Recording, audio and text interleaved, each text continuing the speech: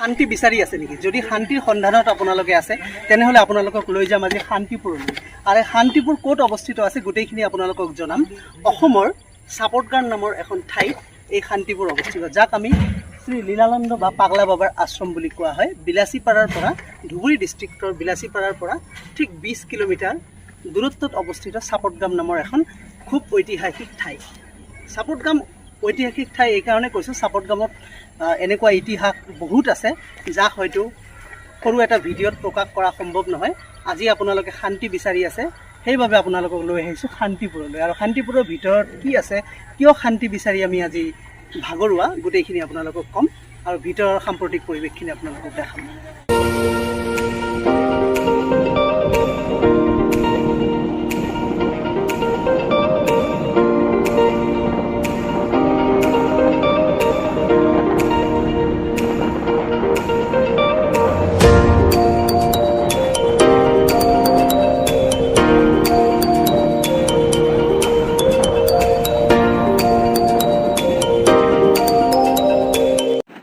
আমি লীলানন্দ আশ্ৰম বা পাগল বাবাৰ আশ্ৰমত প্ৰৱেশ কৰিলোঁ। লীলানন্দ আশ্ৰম বা পাগল বাবাৰ আশ্ৰমৰ লগত জড়িত বহুতো ইতিহাস আপোনালোকে জানিলে সঁচাকৈ আচৰিত হ'ব। বহুতো আচৰিত কথা আছে, গোটেইখিনি এই ভিডিঅ'ৰ জৰিয়তে আপোনালোকক জনাবলৈ চেষ্টা কৰিম। পাগল বাবাৰ আশ্ৰম গোটেই ভাৰতবৰ্ষত মুঠ 6টা আছে। তাৰে ভিতৰত অসমত 3টা, উত্তৰ প্ৰদেশত 2টা আৰু ঝাৰখণ্ডত 1টা। অসমৰ চাপটগাঁও, বৰঝাৰ আৰু বিজনীত অৱস্থিত। আৰু উত্তৰ প্ৰদেশৰ বৃন্দাবনতো পাগল বাবাৰ আশ্ৰম আছে। বৃন্দাবনৰ আশ্ৰমৰ বহুতো ইতিহাস আছে, গোটেই কথা আপোনালোকে জানিব পাৰিব। অসমৰ চাপটগাঁৱৰ কি ইতিহাস আছে সেয়াও আপোনালোকক জনাবলৈ চেষ্টা কৰিম। এই আশ্ৰম 1946 চনত স্বয়ং লীলানন্দ ঠাকুৰ, যাক আমি পাগল বাবা বুলি জানো, তেখেতে চাপটগাঁও নামৰ ঠাইতে 1946 চনতে এই আশ্ৰমৰ স্থাপনা কৰিছিলে। তেখেতে মূলতঃ এজন হাইকোৰ্টৰ জাজ আছিলে। লীলানন্দ ঠাকুৰ কলকাতা হাইকোৰ্টৰ জাজ আছিলে। তেখেতৰ যি পেশা, সেই পেশা এৰি নিজকে আধ্যাত্মিক দিশত গোটেইখিনি সমৰ্পণ কৰি পোনপ্ৰথমে 1946 চনত চাপটগাঁৱত আহি ভৰি দিয়ে। তাৰে পিছত চাপটগাঁৱত এই আশ্ৰম স্থাপনা কৰা। 1960 চনৰ পিছত লীলানন্দ ঠাকুৰ বা পাগল বাবা চাপটগাঁও ত্যাগ কৰি উত্তৰ প্ৰদেশৰ বৃন্দাবনত যায়গৈ।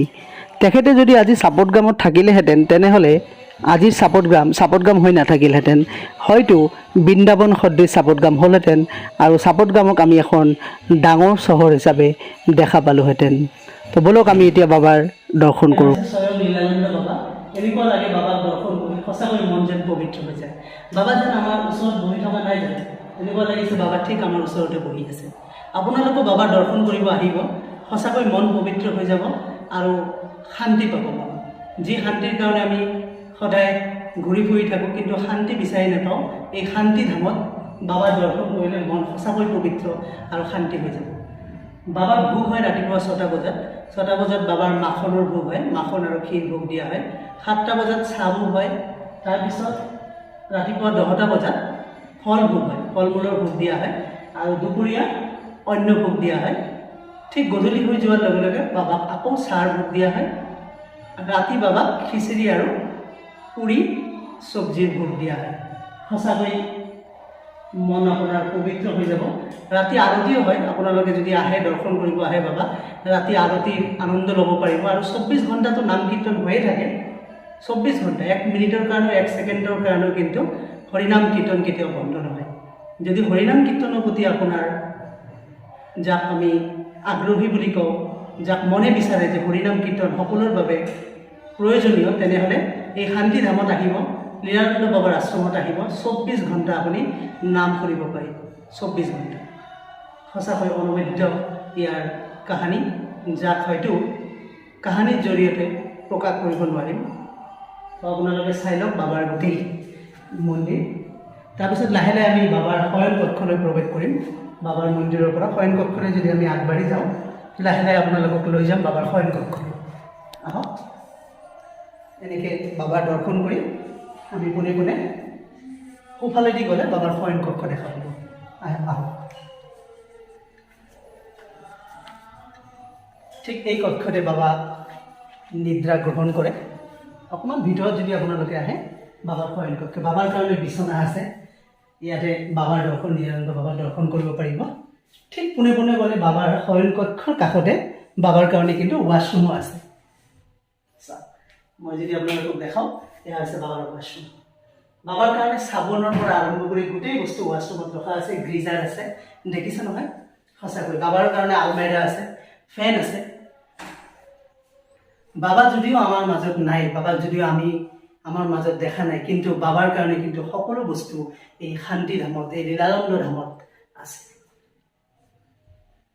আশ্ৰমত এনেকুৱা ভাল খোৱা পানীৰ ব্যৱস্থাও আছে খুব ধুনীয়া এনেকুৱা আশ্ৰমত যদি বিশুদ্ধ খোৱা পানী থাকে তেনেকুৱা মনটোও ভাল লাগে পবিত্ৰ লাগে এতিয়া আমি ৰাধা গোবিন্দ মন্দিৰলৈ প্ৰৱেশ কৰি আছোঁ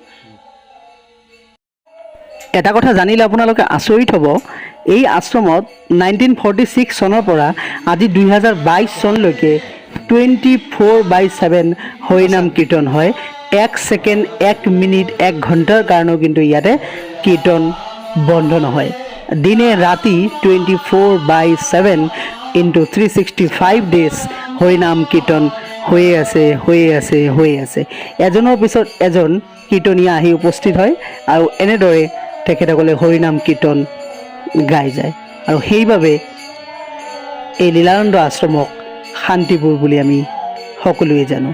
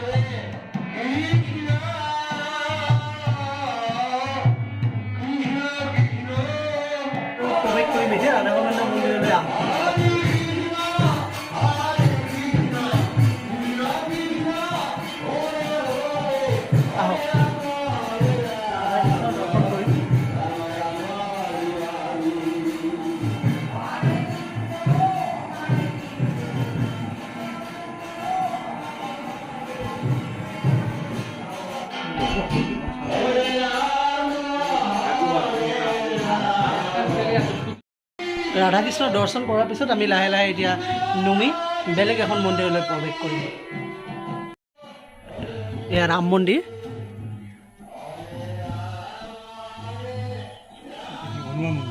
ৰাম মন্দিৰ দৰ্শন কৰাৰ পিছত এতিয়া আমি ৰাম মন্দিৰৰ ঠিক কাষতে হনুমান মন্দিৰ অৱস্থিত আমি হনুমান মন্দিৰৰ হনুমান বাবাক দৰ্শন কৰি আমি গোশালালৈ যাত্ৰা কৰোঁ আহক আমি হনুমান মন্দিৰলৈ আগবাঢ়োঁ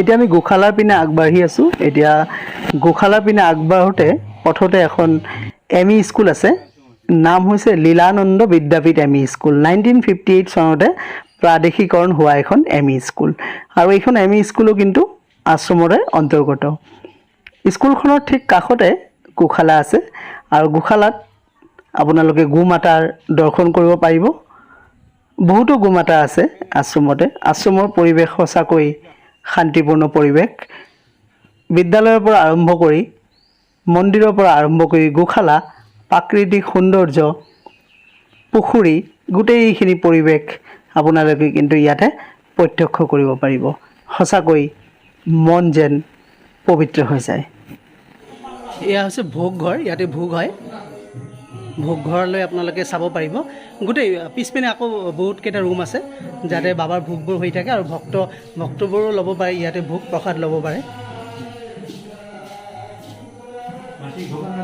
প্ৰসাদৰ ব্যৱস্থা আছে এখেতে ভোগ বনায় বামুণ আছে আকৌ ইয়াৰ গোটেই সাম্প্ৰতিক পৰিৱেশখিনি দেখাওঁ, ভোগ ঘৰৰ পৰিৱেশ।